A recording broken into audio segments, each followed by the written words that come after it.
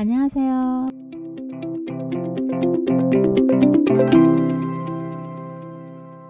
풍사가 영의가 있는 71페이지 오신 여러분 환영합니다. 저번 시간에 이어서 이번 시간에는 폭포수 그림을 그릴 텐데요. 폭포수 관련 그림 또한 풍수 인테리어 그림입니다. 이번 영상에서는 총 6가지에 대해서 제가 말을 하려고 하는데, 첫 번째, 폭포 그림 재색 드로잉 중간중간 포인트와 그리는 방법. 둘째, 풍수 그림으로 물 관련 폭포 그림이 어떤 의미가 있는지. 셋째, 풍수에서 동쪽이 상징하는 의미. 넷째, 물 관련 그림은 어디에 걸면 좋을지, 절대 걸면 안 되는 방위가 어디인지. 다섯째, 풍수에서 땅의 의미와 지금 살고 있는 땅이 본인과 맞는 땅인지 아닌 땅인지 알아보는 법. 여섯 번째, 본명성, 본명궁의 차이점, 그리고 계산하는 법. 본인과 맞는 풍수 그림과 풍수 소품을 찾기 위함이죠. 이렇게 총 6가지에 대해서 제가 말을 하려고 하는데, 순서를 정해놓고 말하는 건 아니고 영상 중간중간에 그런 것에 대해서 제가 말을 할게요. 그림을 그리기 전에 물 뿌리기를 사용해서 물을 뿌린 다음에 붓으로 물을 골고루 칠해서 종이에 물이 적당히 스며들 때까지 기다렸다가 바위부터 채색을 하면 됩니다. 먼저 바위 위치를 잡아주시고 흐르는 물을 표현하면 되는데, 종이를 이리저리 돌려가면서 쉬운 방향으로 그리시면 돼요. 물의 위치를 생각하면서 밑그림에 색을 넣어주시면 되는데, 폭포에서 물이 떨어지는 그림은 좋은 에너지를 많이 안겨주는 그림이죠. 많은 사람들이 선호하고 또 알고 있으며 집안의 중심에 거실에 걸어두면 좋은 그림이죠. 산의 풍경과 어울려서 정겹게 흐르는 시냇물이나 호수가 있는 물 관련 그림은 집안의 좋은 기운과 재물을 유도하는 그림으로 알고 있는데, 그래서 많은 사람들이 선호하는 풍수 그림 중에 하나입니다. 물은 풍수에서 재물을 의미합니다. 물의 흐름이 좋은 마을이나 도시는 번창의 기운이 왕성해서 많은 사람들이 잘 살고 있다 이렇게 알고 있고, 그래서 물의 형태와 물의 흐름은 풍수에서 그만큼 중요한 이유 중에 하나입니다. 참고로 고래 물 소재 그림, 고래 그림, 물을 상징하는 그림으로 사주에 수가 부족한 사람에게도 좋은 그림이죠. 좋은 방위로는 집안의 중심에서 동쪽에 배치하면 궁합이 잘 맞는다고 합니다. 안 좋은 방위가 있는데, 안 좋은 방위는 현관입니다. 현관. 방위가 맞지 않죠. 재물이 달아납니다. 현관을 제외한 집안 어느 곳이든 상승의 기운을 가질 수가 있지만은 그 중에서 동쪽, 물은 동쪽이죠. 풍수에서는 방위마다 의미하는 뜻이 다 달라요. 그래서 동쪽이 상징하는 의미 3가지를 알아봤어요. 동쪽은 가족과 색상과 신체, 이 3가지에 대해서 이렇게 분류를 해놨는데, 먼저 가족에 대해서 찾아보면은 동쪽은 장남, 그리고 성인, 남자, 강하죠, 그죠? 동쪽. 그런 것을 의미하고, 또 색상으로는 녹색, 파란색 이런 것을 의미합니다. 파릇파릇한 생기가 도는 그런 걸 의미하고, 신체로는 자율신경, 인후 이런 것을 의미하는데, 뭐 자유롭게 뛰어다닌다 이런 뜻인가? 힘을 비치는 고유의 영역으로 봤을 때에는 활동, 생기왕성, 건강, 젊음, 새로움, 재생, 바이런이 뭐지? 그리고 음향제라 그러면 음악인가? 그 다음에 소리, 이런 단어를 뜻합니다. 그렇기 때문에 생기왕성하고 음향, 소리, 활동이 상징하는 것이 물과 상통한다 해서 물 관련 그림은 동쪽에 걸어두는 것이 좋다. 어항도 물이죠, 그죠? 어항 이런 것들도 동쪽에 두면 좋다고 합니다. 운을 좋게 하는 거죠.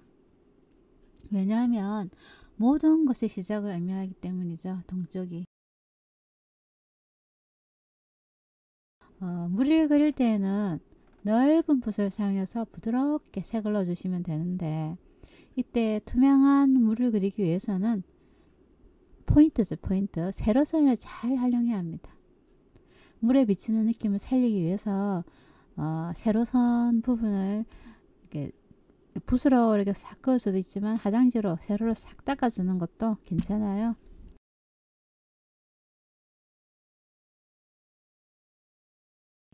주변에 교통량이 많은 집은 다툼, 갈등이 많이 생기는데 털을 좋게 하는 방책으로 물이 보이는 것이 좋다.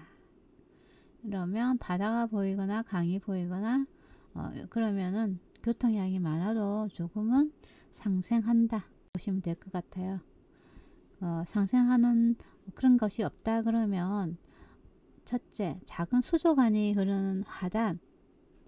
그런데 화단이라도 소리가 나는 것은 안 좋다 그러죠. 물이 그냥 막 이렇게 흘러가는 거, 소리 없이 흘러가는 그런 수족관 이런 것이 좋다 그러죠. 그리고 자주 씻어주거나 물을 많이 사용하는 것이 좋다 그럽니다. 샤워도 많이 해야 되나? 일단 물을 많이 사용하면 좋대요. 소리가 많고 교통량이 많은 그런 집, 먼지가 많이 날아들어서 아마 그런 것도 있지 않을까 하는 생각이 드네요.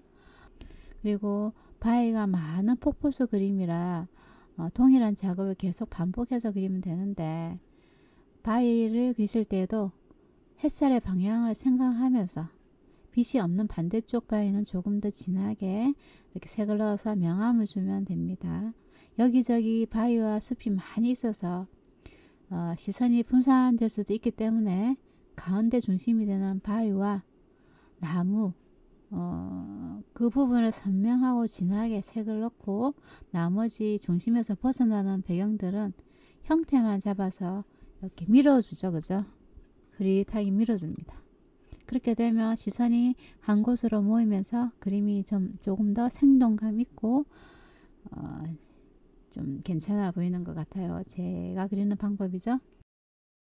모든 그림은 그리는 사람이 얼마나 끈기 있게 하나하나 섬세하게 색을 넣는지에 따라서 잘 표현된 그림이 될 수도 있고 그렇지 못한 그림이 될 수도 있는데, 그리고 하나하나 따라 그리다 보면은 느낌이 안 살아날 때도 있습니다. 그래서 저는 일단 느낌으로 색을 칠하는 편이죠. 전체적으로 그림의 느낌과 부드럽고 따뜻한 그림을 그리기 위해서 그런 느낌이 날 때까지 여러 가지 방법을 사용해서 색을 넣다 보면 그림의 덧칠도 좀 하게 되고 그래서 망친 건가 하고 생각하다가도 거기서 포기를 하면 안 됩니다. 끝까지 그림을 다 완성하고 보면 망쳤던 부분, 발음이 잘 안 되네 또 망쳤다고 생각했던 부분도 그 나름 멋있는 그림의 일부가 되어 있을 때가 많이 있어요. 그래서 그림은 끝까지 완성하는 버릇을 들이는 것이 중요합니다. 실력이 일취월장하죠. 완성하는 것이 중요해요. 그리고 풍수 그림을 그리고 있을 때 땅의 얘기를 조금 할게요. 땅. 풍수에서 사람은 땅의 기운을 많이 받고 사는데 크게 땅은 두 가지로 나눠볼 수가 있어요. 음과 양. 상세하게 그 명당 아닌 거 이런 거 하려고 그러면 그런 전문가들이 직접 많이 공부하고 명당을 찾고 하는 게 좋죠. 그죠? 저희들처럼 그냥 딱 봤을 때 여기가 좋은 땅이다 아닌 땅이다 그 정도는 구별할 수 있을 정도는 아는 게 좋을 것 같아서 그냥 크게 나눠서 음과 양으로 구별을 하는 것이 땅을 볼 때 좀 도움이 되죠. 음의 성질을 가지고 있는 땅은 성질 몇 가지를 제가 말해볼게요. 이 땅이 음인지 양인지 모르잖아요. 그죠? 그래서 음의 성질을 가지고 있는 땅의 특징이 일단 차가운 기운이 있고 무겁게 가라앉는 성질이 있고 부드럽고 약한 기운이 음이고 여자와 같은 소극적인 성질이 있다. 소극적인 성질 이런 것이 음의 성질을 가지고 있는 거고 양의 성질을 가지고 있는 땅은 따뜻한 기운이 양이죠. 그 다음에 상승하는 성질, 발산하는 성질 이런 것이 있고 움직이는 기운이 있고 밝은 기운이 양이죠. 적극적인 성격이 양입니다. 성질이 양이죠. 그래서 풍수에서 땅의 위치를 보고 음과 양을 구별하는데 예를 들어 갖고 산 밑에 위치한 땅은 좀 꺼져 있죠. 움푹 파여 있고 그래서 음입니다. 그 반면에 산 위에 있는 땅 양이죠. 햇살이 잘 뜨고 위에 솟아 있잖아요. 그래서 양이라 보면 되고 또 바다가 보이는 땅은 양입니다. 그 대신에 산 속에 있는 땅은 음이죠. 습기가 많은 그런 걸 음이라 그러죠. 그리고 솟아 있는 땅 양이고 쑥 들어간 땅 음이고 이 정도는 할 수 있겠죠. 시끄러운 소리가 들린 땅 양입니다. 고요한 땅 음입니다. 쉽죠 그죠? 그리고 좁은 땅 그것은 양이죠. 좁게 이렇게 솟아 있는 땅이다 그죠? 그리고 넓은 땅 푹 꺼져 있는 땅 평지 이런 것은 음입니다.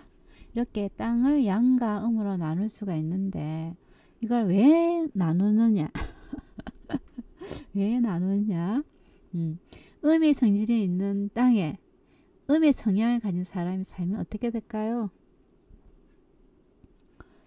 잘 살긴 하는데 그 음은 조용하죠. 그래서 변화가 없고 단조롭고 감정이 없고 건조한 삶을 살 확률이 많다고 합니다.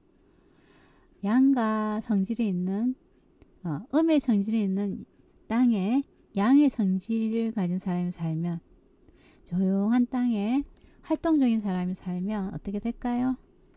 윤택하고 봄과 같이 평화로운 삶을 살 수가 있습니다.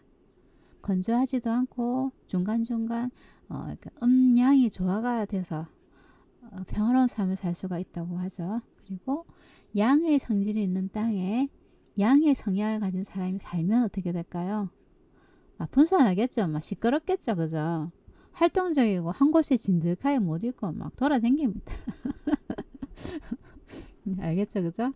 그리고 양의 성질이 있는 땅에 음의 성향을 가진 사람이 살면 어떻게 될까요? 땅은 이렇게 분출을 하려고 그러는데 음의 성향은 가만히 있으려 하겠죠. 그러면 어떻게 될까요? 대립이 되겠죠. 음과 양이 부딪힙니다. 그래 되면 재물이 흩어지겠죠. 그리고 양의 기운에 눌려서 삶이 힘들어집니다. 음은 조용하니까 아무래도 양이 시끄럽고 땅이 성질을 부리고 그러면 조용한 성향을 가진 사람은 그냥 치이겠죠. 그죠? 그래서 삶이 힘들어지고 재물이 흩어지고 많이 힘들어진다고 그렇게 얘기를 하네요. 그래서 풍수 소품 그림을 이용해서 살기 좋은 환경으로 터로 변화시킬 필요가 있다고 해서 사는 곳을 어떻게 할 수가 없으니까 소품을 이용해서라도 약간 변화를 좋은 기운으로 돌리게끔 하는 것이 이제 풍수 소품을 이용해서 환경을 좋게 하는 거죠. 사람마다 다 사주와 성향이 다르기 때문에 본인에게 맞는 풍수 소품을 옆에 두는 것이 좋은 기운을 많이 받을 수가 있다 하여서 태어난 해와 시, 남성, 여성에 따라 사주, 후천수, 본명성, 본명궁 이런 것들이 있나 봅니다. 기왕이면 실내 인테리어를 할 때 본인에게 더 잘 맞는 푼수 소품으로 장식하게 되면 눈도 즐겁고 운도 좋아지고 기분도 좋아지는 일석삼조의 효과를 누릴 수가 있답니다. 그래서 1편에서는 후천수 본명궁에 대해 말씀드린 적이 있는데 1편에서 제가 산 나무 그림 그릴 때 말씀을 잠깐 드렸었는데 본명궁을 알아야 본인에게 맞는 그림을 그릴 수가 있겠죠. 본인의 본명궁 구하는 공식을 제가 지금 알려드릴게요. 간단해요. 너무 어렵게 생각하지 마시고. 본명궁, 이거는 본명궁을 왜 본명궁이라 하지 그 뜻을 잘 모르는 사람들이 있어서 제가 알려드리는데, 사람이 태어날 때 가지고 태어나는 방향, 이런 것을 본명궁이라고 합니다. 그리고 또 본명성이라고 있는데, 본명성과 본명궁의 차이는, 아까 전에 제가 본명궁은 사람이 태어날 때 가지고 태어나는 방향이라고 말씀드렸는데, 본명성은 사람이 태어날 때 가지고 태어나는 숫자를 의미합니다. 숫자. 저희 이 풍수에서는 숫자가 좀 중요하죠. 그래서 본명성, 이걸 가지고 풍수를 많이 따지는데, 일단 제가 본명궁 구하는 공식부터 먼저 말씀드릴게요. 여자와 남자가 있는데 계산하는 법이 다르죠. 최근에는 여자와 남자가 사회적으로 활동하는 영역이 같다 해서 남자와 같이 11에서 마이너스 나온 숫자를 빼기도 하는데, 일단 제가 예를 들어서 1971년 남자가 있다고 봤을 때 본명궁 구하는 공식은 1971년이니까 그걸 하나하나씩 숫자를 다 더하는 거죠. 1 더하기 9 더하기 7 더하기 1은 18. 거기에서 또 다시 그것을 1 더하기 8 하면 9가 나옵니다. 이 한 자리 숫자가 나온 거에다가 이제 남자인 경우에는 11에서 마이너스 9를 하는 겁니다. 그러면 2가 나와요. 이것이 1971년 남자인 경우에 숫자 2가 본명궁입니다. 그리고 여자로 했을 때 1971년을 예를 들었을 때 남자와 같이 1 더하기 9 더하기 7 더하기 1 더하기, 그러면 18이 나오고, 이거 아닙니다. 1 더하기 8은 9입니다. 그러면 아까는 남자인 경우에는 11에서 마이너스 9를 했지만 여자인 경우에는 9에다가 4를 더하는 거죠. 그러면 13이 나옵니다. 이걸 다시 또 더하는 거죠. 1 더하기 3 하면은 4, 이게 나옵니다. 이 4자가 본명궁이죠. 태어난 방향이죠, 이것이. 그리고 본명궁과 본명성의 차이점에 대해서 많은 사람들이 궁금해하는 것 같아서 정리를 하자면, 본명궁은 사람이 태어날 때 가지고 태어나는 방향을 의미하고, 본명성은 사람이 태어날 때 가지고 태어나는 숫자를 의미합니다. 여기서 본명궁, 본명성 이렇게 있는데, 본명궁은 풍수에서 적용할 때 여자인 경우에는 그 연생, 그죠? 몇 년생, 몇 년생, 이 숫자를 하나하나 쪼개서 다 더한 다음에, 그게 한 자릿수일 때는 그것을 바로 하지만 두 자릿수일 때는 그것을 다시 또 더해서 한 자릿수가 나올 때까지 더해서 나온 숫자에다가 여자는 플러스 4를 하고, 남자인 경우에는 11에서 마이너스 나온 숫자를 하는 거죠. 그리고 본명성 구하는 것은 구성학, 그러니까 여자 남자 동일한 공식인데, 운세 볼 때 본명성을 많이 계산해서 보는데, 운세 볼 때는 여자 남자 상관없이 그 나온 숫자에다가 그 한 자리 숫자가 나오죠, 그죠? 거기 그거를 11에서 마이너스 한 자리 숫자 나온 거를 뺍니다.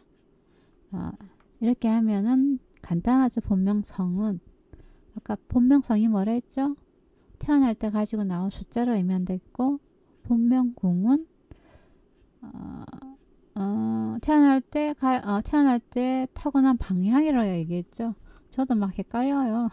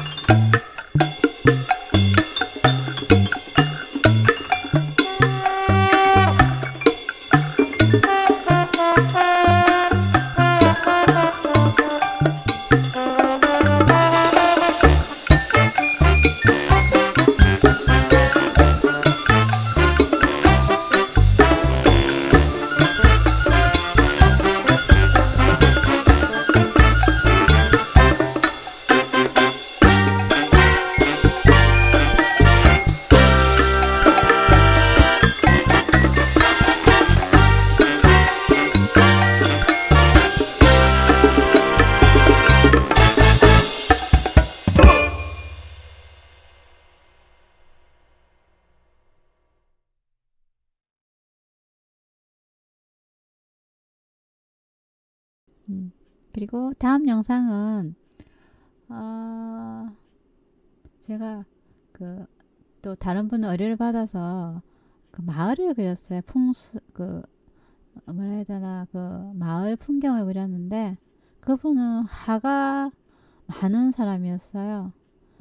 그 5가지 오행 중에서 불화자를 가지고 있는 분이었는데 그분은 감나무가 있는 마을 풍경을 그리거나 목련 아니면 붉은 잉어 이런 거를 그려야 부가 들어온다고. 그래서 다음 영상에서는 제가 마을 풍경을 위주로 해서 그림을 그리면서 또 풍수 관련 얘기도 하고 그리는 방법, 잡아가는 방법, 그러니까 저 포토샵에서 이미지를 따와서 대강 그릴 구도를 정하고, 그죠?